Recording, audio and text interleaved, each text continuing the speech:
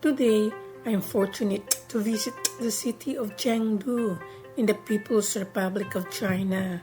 Tomorrow, I'll be in Shanghai. Actually, these are just layovers on my way to the United States to see the Antelope Canyon and the Horseshoe Bend in Arizona. Since I am flying with China Eastern Airlines, I decided to stop in Chengdu. I chose a 22-hour layover to seize the opportunity to see the giant pandas, which I am so fascinated by. I also wanted to visit Shanghai to see its business center, known for the cheapest bags, shoes, apparels, and electronic gadgets. I aim to explore these cities without spending too much, except for the visa, the apartment where I am staying overnight, and the van rental that will take me around the city of Chengdu, pick me up at the airport upon my arrival, and bring me back to the airport the next day for my departure to Shanghai. Chengdu is a vibrant city known for its rich cultural heritage, natural beauty, and modern amenities. It is famous for the Chengdu research base of giant panda breeding, where you can see these adorable creatures up close. The city boasts several historical attractions, including the Wuhu Shrine. Chengdu is also popular for its dandan noodles and chili oil wontons. The skyline of Chengdu is rapidly evolving, with new skyscrapers and business centers emerging, making it a hub for commerce and innovation. It is well connected with two major airports, including Shuangliu Airport. I just arrived here in Shuangliu International Airport in the city of Chengdu. This is located in the province of Sichuan, People's Republic of China. It took us 4 hours and a half from Manila to the city. We left Manila at approximately 4:35 in the morning and arrived in Chengdu around 8:40 a.m. My entry into the city went smoothly, even in the immigration, despite the long line due to the volume of passengers arriving in the city. Siya yung sundo ko dito. You're going to pick me up here? And you cannot speak English? Okay. And here we have. How are you? Hello. Chengdu Shuangliu International Airport, by the way, is located 16 kilometers southwest of downtown Chengdu. It is quite expansive. It covers an area of 14,000 acres. It is one of the busiest airports in China, serving as a major hub for both domestic and international flights. That is the Shuangliu International Airport. It is simple. It looks elegant from this perspective. It is architecturally and beautifully designed. I'm now inside the van and they're going to bring me around the city of Chengdu. However, I'm going to have a hard time in communicating with them simply because they could hardly communicate in English. That is my driver and that is my tourist guide. But before exploring the city, we need to stop by the apartment to unload my things. This is the building where the condominium I'm staying in for the night is located. We have arrived in our hotel here in Chengdu apartment. Maybe later we will be moving to the tourist attractions. They brought me here first. Since this is not a hotel, but a condominium, we have to deal with the broker who makes the final arrangements for the unit's accommodation. You leave your luggage here and the driver will take you to the jeep. Yeah, okay. Okay, so Okay. now you want to have a rest or go out? Go out. Then, yeah. Yes. It's okay, then you leave your luggage here. Okay. Okay. Considering I don't have the luxury of time to stay in Chengdu, I decided to go straight to the panda breeding station, which is located about 23 kilometers away and takes about 30 minutes to travel to. So I left my luggage with her without seeing the unit where I will be staying overnight. Moreover, I didn't hesitate to leave it with her because she was nice and amiable. The Chengdu research base of giant panda breeding is known as the Chengdu Panda Base. It is a government-funded non-profit breeding and research institute for giant pandas, red pandas, and other rare animals. It's quite a large and well-equipped center dedicated to the conservation and care of these adorable creatures. It covers a land area of 238 hectares. I have about 5 hours to explore the center. The driver will pick me up around 3 in the afternoon. I'm on my own here, which is challenging since many Chinese people do not speak English.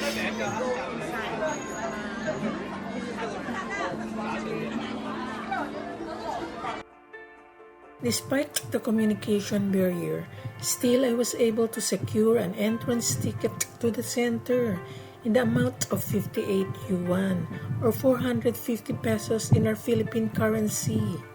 Today is a Thursday and there are still a lot of visitors here, mostly domestic tourists. This place is not only a research center but also an educational and recreational park. It is very convenient to stroll around. The place is cool and refreshing because of the trees, most of which are bamboos. Since the area is quite big, there are carts available for a fee.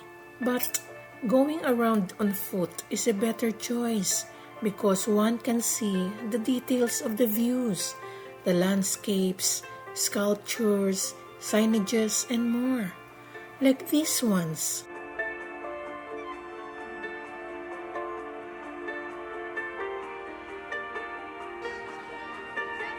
It is also amusing to see the volume of people around here. They come in groups, children with their mothers and adults with their tour groups. We can see all the smiles on their faces. It is amazing to witness a crowd like this enjoying life with nature. The center provides amenities such as a playhouse, cinema, and a souvenir shop where you can buy panda-themed items in different styles and sizes. It also has a museum known as the Panda Scientific Discovery Center, which displays exhibits on the evolutionary history of giant pandas. What's great about the location of the facility is that it's situated right before the area where the real pandas are kept. This allows visitors to learn about the research base first. There are large boards and monitors displaying information about the various giant pandas and other animals for visitors to appreciate. Additionally, there are computers where one can browse information or stories about pandas and their significance to China and its communities. These are one of the rare breeds of panda. Usually all we know is that they are big, white, and have black eyes. But in this breeding center, we have a type of panda called the red panda. We have another panda, red panda. There are 2 pandas.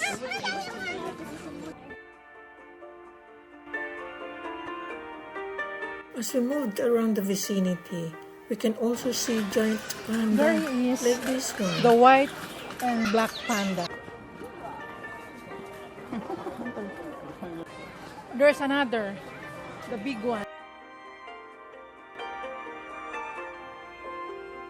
There is another one, the very big one.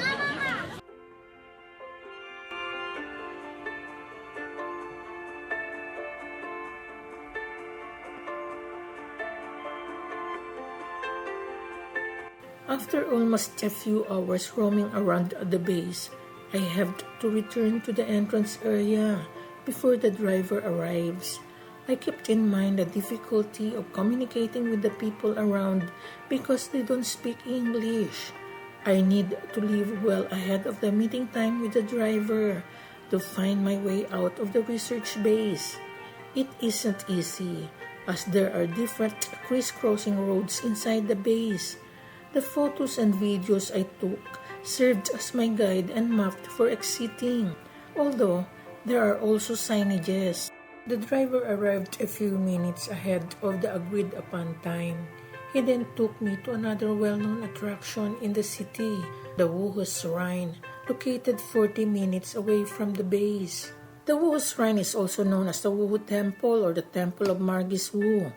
It is dedicated to Su Jilian, the famous strategist and prime minister of the Su Kingdom during the Three Kingdoms period. The temple complex features traditional Chinese architecture with beautifully landscaped gardens, ancient inscriptions, and numerous statues of Su Jilian, Liu Bei, and other officials of the Su Kingdom. The shrine is a significant cultural relic and museum, offering visitors a glimpse into the history and culture of the Three Kingdoms period. The Wuhu Shrine is a must-visit for anyone interested in Chinese history and culture, offering a unique and enriching experience. I found no difficulty in visiting this shrine. I purchased my entrance ticket for 60 yuan, equivalent to 463 pesos, without hassle, and was able to stroll around its 150,000 square meter area. There is a lot to see inside the shrine, not only the heritage aspects, but also eateries serving various Chinese foods, including popular dandan noodles and chili oil wontons. Let's see if the long beef noodle is delicious. Let's see if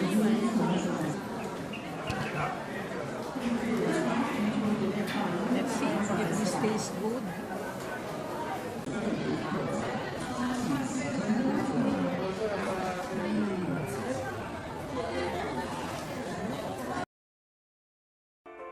The shrine has 3 sections, meaning it has 3 entrances and exits: the relic section, the Jinli Ancient Street, and the garden section. I only learned about this when I almost got lost on my way out. Of the 3 sections, the most tempting area is Jinli Ancient Street because it has an array of stalls offering items at the cheapest prices. After an hour or 2 of roaming around here, I realized 2 things. First, culture truly identifies a community. The distinctiveness is evident in faith and beliefs, traditions, arts and architecture, literature, trading and business. All these are woven into the fabric of Chinese society. Chengdu is no different from the cities I visited in 2008, such as Beijing, Xi'an, Hangzhou, and Ningbo. The importance they give to cultural heritage and national treasures, whether in architecture, flora and fauna, or culinary arts, is a way of life. They place a high value on these aspects despite being one of the top economies in the world. Second, every human being, regardless of nationality, race, gender, age, or faith, instinctively helped others in challenging situations, just like those 2 teenage girls who led me through the gate because I could no longer remember my way to the place where I would meet the driver, who would pick me up and bring me back to the apartment.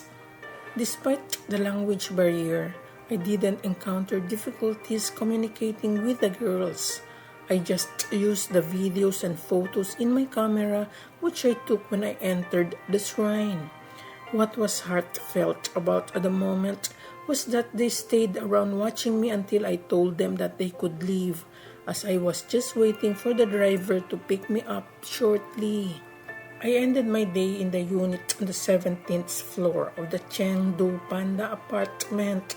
The place was clean, tidy, comfortable, and spacious. The night was cold, but I had a good night rest and woke up at 4 a.m. as a driver would pick me up at 5 a.m. for the airport. At 7 in the morning, the plane took off bound for LA, USA, via Shanghai. It took a 3-hour flight to arrive in Shanghai. Since I had an 11-hour layover in the city, I grabbed the opportunity to visit the business center of Shanghai. It was easy. I just took a train, using the same strategy. When I needed information on getting to and from the center, I approached young Chinese girls and asked them the way. Though there was a bit of communication barrier, they still understood me, and so did I. My flight to Shanghai went smoothly. While cruising above, we could see how progressive Chengdu is, with skyscrapers standing all over the city looking like Legos. We can indeed say that Chengdu, though not a widely known city, is on par with cities like Beijing, Hangzhou, Ningbo, Xi'an, and Guangzhou. So that's how my layovers in Chengdu and Shanghai went. Despite the little time spent, I learned a lot from this travel. It was a great experience. At 9 in the evening on the same day, we left Shanghai for LA. It took us 12 hours to reach our destination. I survived traveling alone, but this wasn't my first.